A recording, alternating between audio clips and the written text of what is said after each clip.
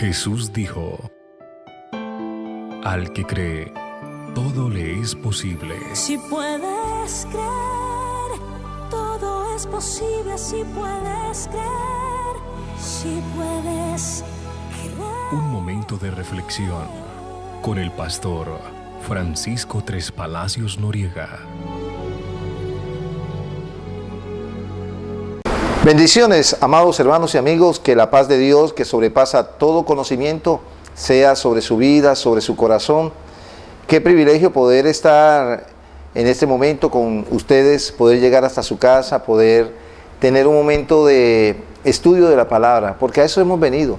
Y quiero que usted haga conmigo esta oración, pidiéndole a Dios que nuestro corazón sea receptivo a su voz, que podamos ser sensibles a lo que Él tiene para nosotros. Padre, te damos gracias, bendecimos su nombre, ese nombre que es sobre todo nombre. Te pido, buen Dios, que tú nos bendigas y que tú nos hables hoy a través de esta tu palabra.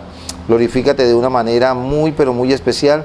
Te lo pedimos en el nombre que es sobre todo nombre, en Cristo Jesús. Amén y amén. Hoy quiero hablar de un tema bien interesante. El tema es: ¿qué es realmente el Evangelio? Y para hablar de qué es el Evangelio, inicialmente voy a comentar o voy a decir qué no es el Evangelio. Porque se tiene la idea que el Evangelio, cuando hablamos de Evangelio, enseguida se hace la referencia o la mente nuestra vuela a lo que tiene que ver con religión. Pues déjeme decirle que el Evangelio no es religión. Porque Jesús vino aquí a la tierra a predicar el Evangelio del reino. Estaríamos diciendo que vino a instaurar una religión nueva. Ahora, las religiones no hacen absolutamente nada por nadie. Lo único que la religión ha logrado en más de 500 años en Latinoamérica es hacernos pelear. Porque los unos se creen mejor que los otros y los otros mejor que los otros. Entonces es solo una pelea que no conlleva nada y que nos aleja los unos a los otros. Entonces la religión es lo que logra o lo que persigue realmente es dividirnos o hacernos pelear. Entonces, son múltiples los conceptos que tenemos acerca del Evangelio nosotros y acerca de la sana doctrina, porque a veces decimos, entonces, ¿qué es una sana doctrina? ¿A dónde voy? Porque siempre hay un meollo en nuestra mente, en tantas religiones que nacen, todos dicen ser la verdad o dicen contener la verdad. Entonces, ¿a dónde voy, pastor? Todos los días nacen religiones y todos dicen ser la verdad. Todos los caminos llevan a Roma, dicen otros. Pues yo quiero decirle que podrán llevarte todos los caminos a Roma, pero al Padre solamente uno. Eso lo dice Juan 14:6. Jesús dijo: yo soy el camino. No dice soy uno de los caminos, no, dice yo soy el camino, soy la verdad. Que existen muchas verdades, no, pero hay una verdad absoluta que se llama Cristo Jesús. Soy el camino, soy la verdad, y nadie viene al Padre si no es por mí. Solamente a través de Jesucristo usted y yo podemos acercarnos al Padre. Es la única forma como podemos llegar. Ahora, pero si nosotros desconocemos los fundamentos bíblicos, entonces realmente, ¿qué vamos a hacer si no conocemos los fundamentos del Evangelio de Dios? Y de pronto, quizás si no estamos afianzados en la doctrina que Jesucristo nos enseñó. Ahora, cuando yo digo Evangelio de Dios, ¿será que habrá otro Evangelio? Siga la enseñanza conmigo, por favor, y démonos cuenta de lo que Dios tiene para nosotros hoy. Porque si nosotros no tenemos nuestra fe o no estamos afianzados en los fundamentos que Cristo nos enseñó, podemos poner aún en riesgo nuestra salvación. Ahora, en Romanos capítulo 1, versículo 4 dice acerca de lo que Dios ha hecho y habla del Evangelio de Dios. Ahí usted escucha y lee el capítulo 1 de Romanos 1:1 y el capítulo 1, versículo 4. Dice Pablo: yo, Pablo, apóstol de Jesucristo, por voluntad de Dios, apartado, ojo con esto, apartado para predicar el Evangelio de Dios. Ahora, si el mismo Pablo está diciendo, hablando del Evangelio de Dios, ¿qué es lo que pasa? Pablo escribe una de las cartas a una de las iglesias y le dice: estoy maravillado, estoy sorprendido de que tan pronto ustedes se hayan desviado y estén predicando otro evangelio. Wow, siempre nos enseñaron y nos dijeron que donde hay 2 o 3 reunidos en el nombre de Jesús, allí Él está. Yo hoy vengo no a contrariar ese versículo, pero sí vengo con otro texto bíblico a demostrarle que puede haber un lugar donde se reúnan 100, 500, 1000 personas en el nombre de Jesús y Jesús no puede estar allí. Pastor, ¿qué está diciendo? Sí, recuerde lo que dice Apocalipsis capítulo 2. He aquí yo estoy a la puerta y llamo. Si alguno me oye, abre la puerta, yo entraré a él, cenaré con él y él va a cenar conmigo. Eso es lo que el texto dice. Nosotros lo hemos utilizado como un texto evangelístico y hemos predicado y nos hemos jalado unos sermones. Por eso, amigo, el Señor está tocando hoy a tu puerta, recíbelo, entra, deja que Él entre y cene contigo. Y la gente recibe a Cristo en su corazón. Pero tengo que decirle que ese versículo no es evangelístico. Es un versículo que nos confronta a nosotros. Es un versículo que fue escrito para una iglesia. Porque si usted mira allí en el capítulo 2 de Apocalipsis, habla mensaje a la iglesia de Tiatira, la de Esmirna, la de Éfeso, cada una de 7 iglesias a quien se le escribió. Pero una de esas iglesias que aunque se reunían en el nombre de Jesús, Jesús no estaba allí. ¿Qué es entonces lo que hace que Jesús esté allí? Que se diga que estamos en el nombre de Él o que obedezcamos lo que Él dice. Es muy diferente usted vivir en una casa, pero no amar a la señora que es su esposa. Ama quizás a la vecina. Es muy diferente. Lo mismo, Jesús dijo, este pueblo de labios me honra, pero su corazón está lejos de mí. Sigamos, por favor. Marcos capítulo 1, versículo 14 y versículo 15, dice de la siguiente manera: después de que Juan el Bautista fue encarcelado, Jesús vino a Galilea predicando el evangelio del reino de Dios. Ojo con eso, diga conmigo, evangelio del reino de Dios. Fíjese que no vino a predicar una religión, sino el evangelio del reino de Dios. Dice, diciendo, el tiempo se ha cumplido y el reino se ha acercado. Arrepentíos y creed en el evangelio. Ahora, tenemos una versión o tenemos más bien un concepto en nuestra mente de qué es evangelio. ¿Qué es evangelio? Evangelio, buenas noticias. Buenas noticias de salvación. Sí, tiene razón, buenas noticias. Pero, ¿qué lleva esas buenas noticias? Porque a la gente simplemente le gusta decir, Dios te quiere dar esto, y a la gente le gusta escuchar casa, carro y beca. Ay, qué bueno que Dios me dé eso, que Dios me responda, que Dios me sane. Buscamos a Dios como al Dios milagrero. Entonces yo me imagino quizás a Dios ahí, hijo, hija, ¿cuándo me vas a prestar atención? Porque cuando Él nos responde, cuando Él nos da lo que le hemos pedido, entonces ya no volvemos.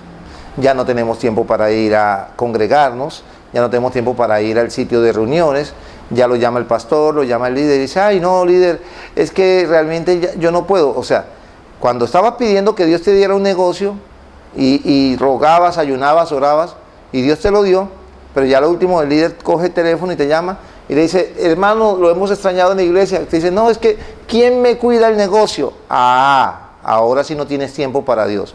Tristemente, a muchos se les daña la bendición o se les pierde la bendición por una sencilla razón, porque descuidamos lo que Dios nos ha dado a cada uno de nosotros. Entonces, tengamos cuidado con eso. Entonces, versículo 15 diciendo, el tiempo se ha cumplido y el reino de Dios se ha acercado. Arrepentíos y creed en el evangelio. Primera condición, usted tiene que arrepentirse de todo lo que haya hecho y deje el hombre inicuo su camino, dice la palabra de Dios. No es decir, yo me arrepiento de que hice esto, pero sigues haciéndolo. Por eso dice, el que robaba, no robe más. El que adulteraba, no adultere más. El que mentía, no mienta más. Dejemos de decir mentiras. Dejemos de hacer las cosas malas que a Dios no le agrada. Romanos capítulo 1, del 1 hasta el 5, lo voy a leer.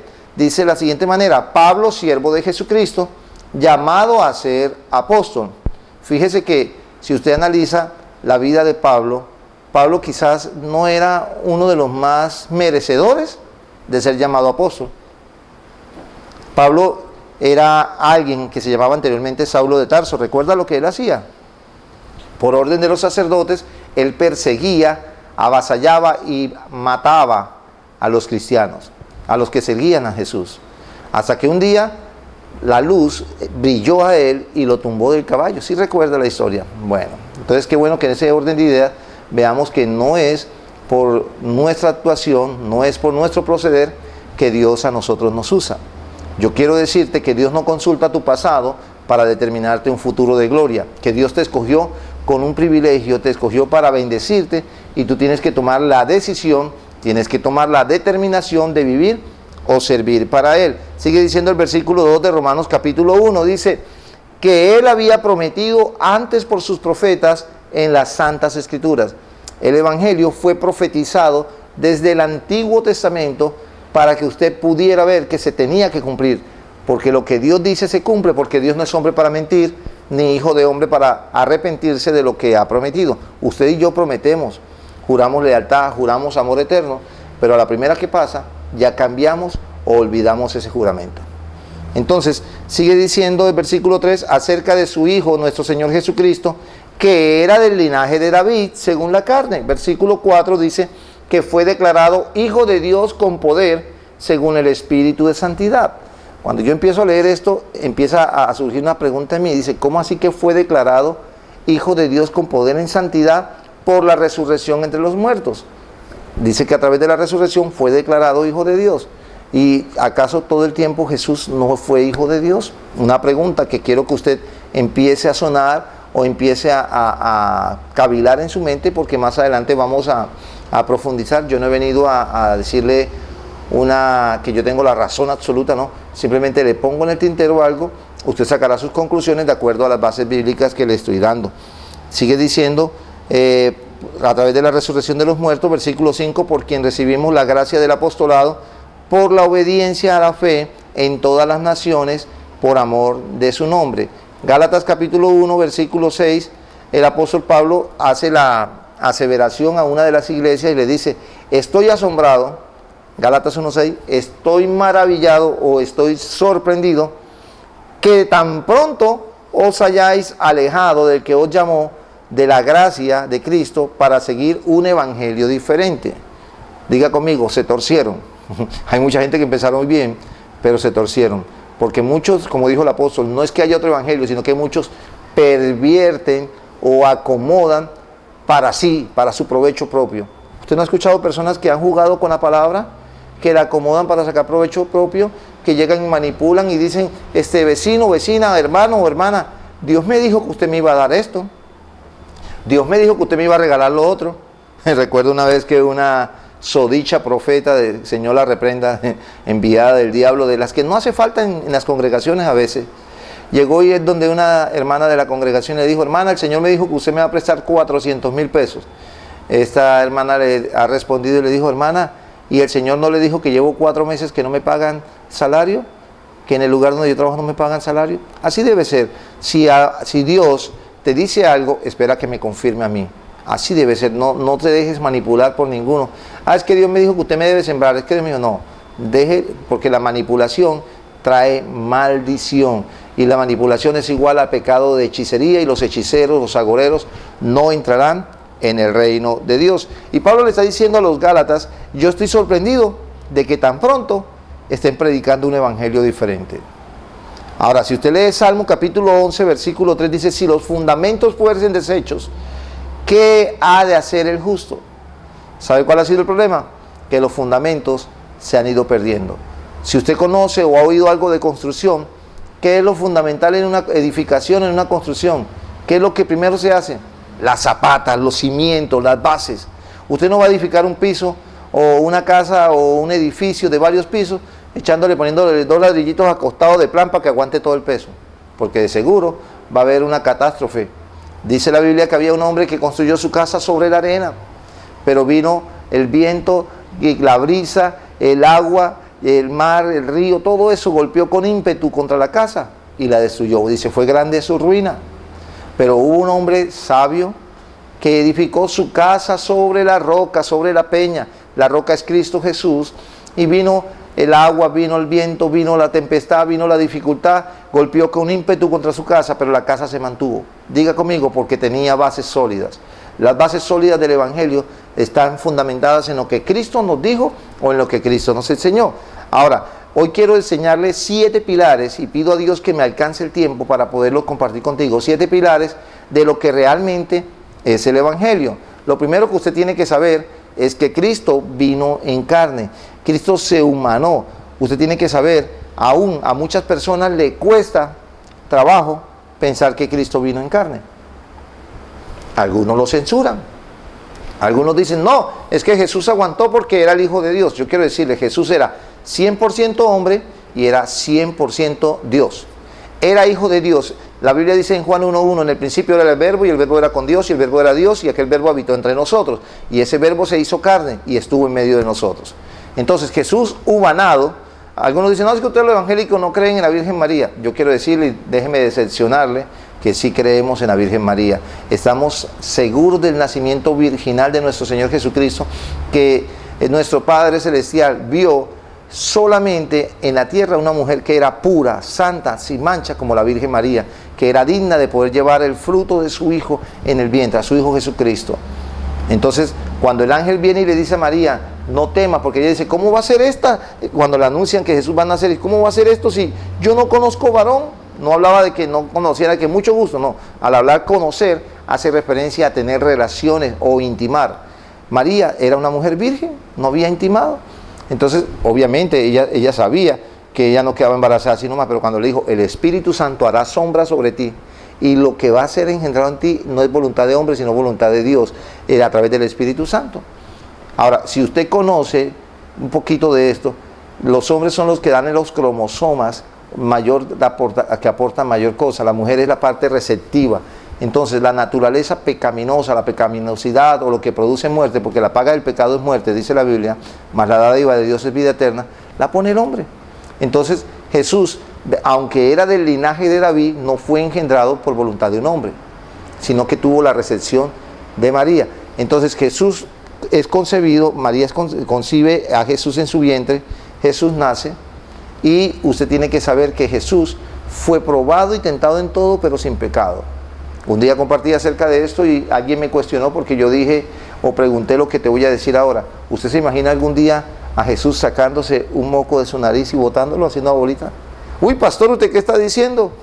Yo quiero decirle que si Jesús no se los hubiera sacado, se hubiera asfixiado, porque estaba en el desierto lo que más hay es polvo. La función que cumplen los vellos que tenemos en las fosas nasales es retener el polvo para que no se nos vayan a los pulmones y así evitar enfermedades. Jesús obviamente tenía que limpiar sus fosas nasales. Hice la siguiente pregunta y también alguien se incomodó. ¿Usted se imagina algún día a Jesús haciendo del cuerpo? Pastor, usted está faltando el respeto a Jesús. ¿Por qué? Si era 100% hombre. Si Jesús se sentaba a cenar, cuando recuerde que estuvo en el desierto, el diablo le dijo, convierte estas piedras en pan, y si le ofreció pan, era porque Jesús tenía hambre, y si Jesús comía, pues lo más lógico de alguien que coma es que tiene que evacuar. Entonces, es lo que usted tiene que saber, que Jesús era 100% hombre. Ahora, Hebreos capítulo 2, versículo 14, dice lo siguiente. Ahora, Jesús se identificó con la raza humana para poder destruir al diablo. La Biblia dice que por un hombre entró el pecado a la tierra, por un hombre tenía que ser liberada la tierra del pecado. Dice, así que por cuanto los hijos participaron de carne y sangre, él también participó de lo mismo. Ojo, Jesucristo participó de lo mismo. ¿De qué? De sangre y de carne, para destruir por medio de la muerte al que tenía el imperio de la muerte, esto es, al diablo. Bendito el nombre del Señor.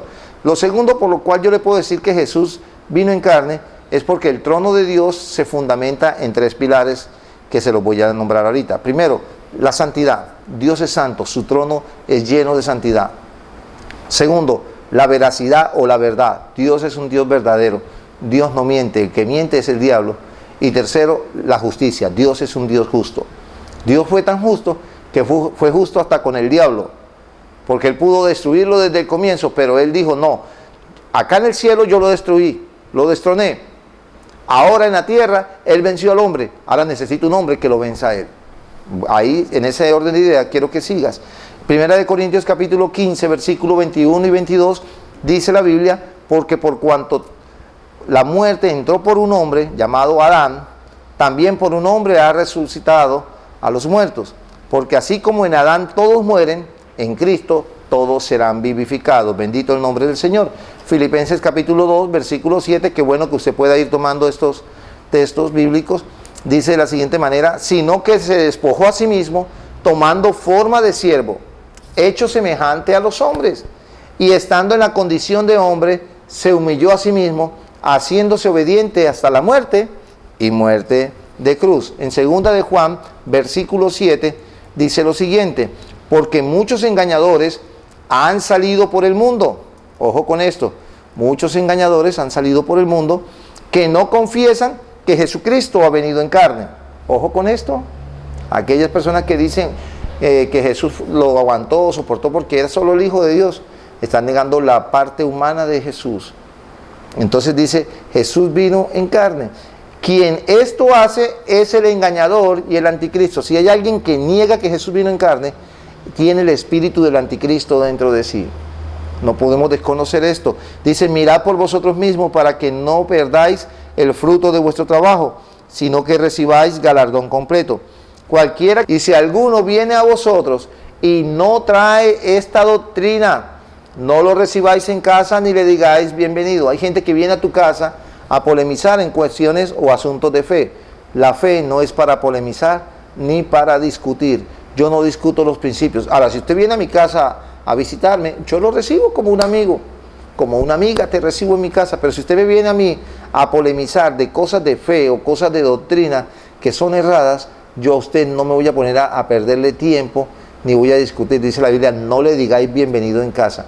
Hay gente que viene a hablar sandeces porque el uno escuchó, porque esto, pero una cosa es escuchar, una cosa es leer y otra cosa es permitir que la palabra se te revele a tu vida.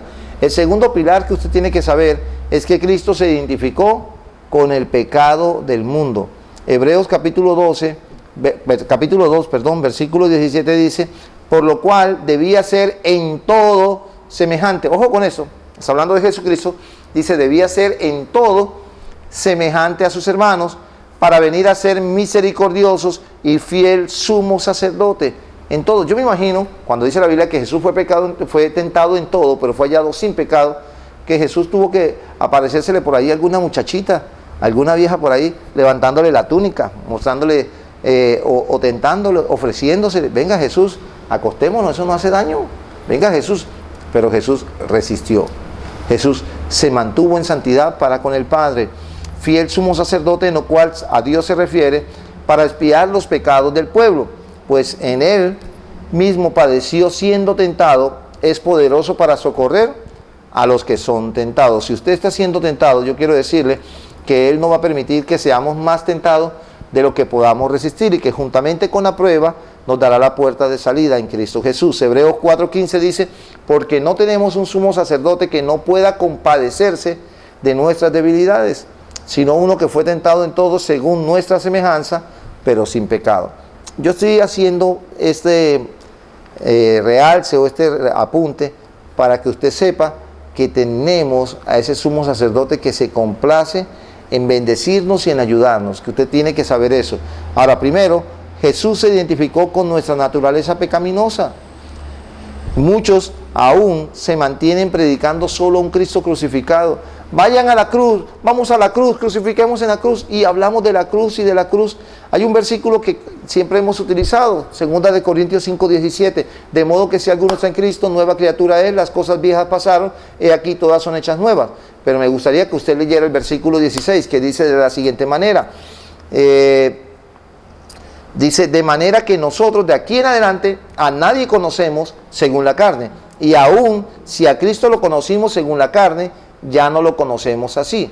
De modo que si alguno es el Cristo, nueva criatura es, las cosas viejas pasaron, he aquí todas son hechas nuevas. Si usted conoció a alguien según la carne, la reputación fulanito, él era así, no, ese es tremendo o esa es tremenda, dice ya, no más, porque ahora está en Cristo, es nueva criatura. Pero si a Cristo usted conoció según la carne, deje ya solamente de estar hablando de la crucifixión de Jesús, deje de estar hablando solamente de la muerte de Él.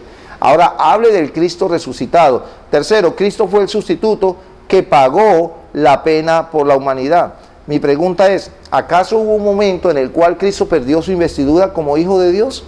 ¿En qué momento Jesús perdería su investidura como Hijo de Dios? Usted podrá decirme, pastor, sí, o pastor, no, yo no creo esto.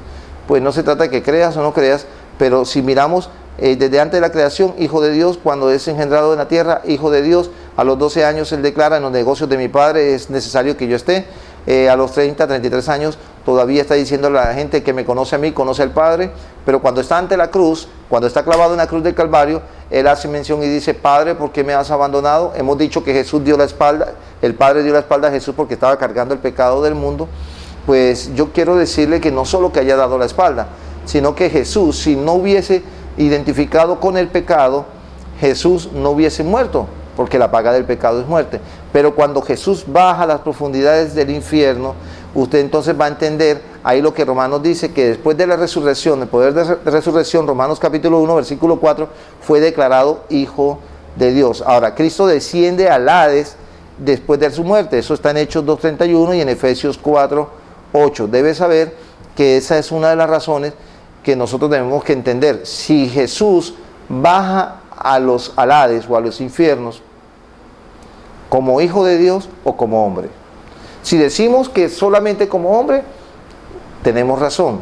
Pero si decimos que como Dios, estamos diciendo que el diablo tuvo dominio allí y lo mantuvo 3 días retenido en el Hades.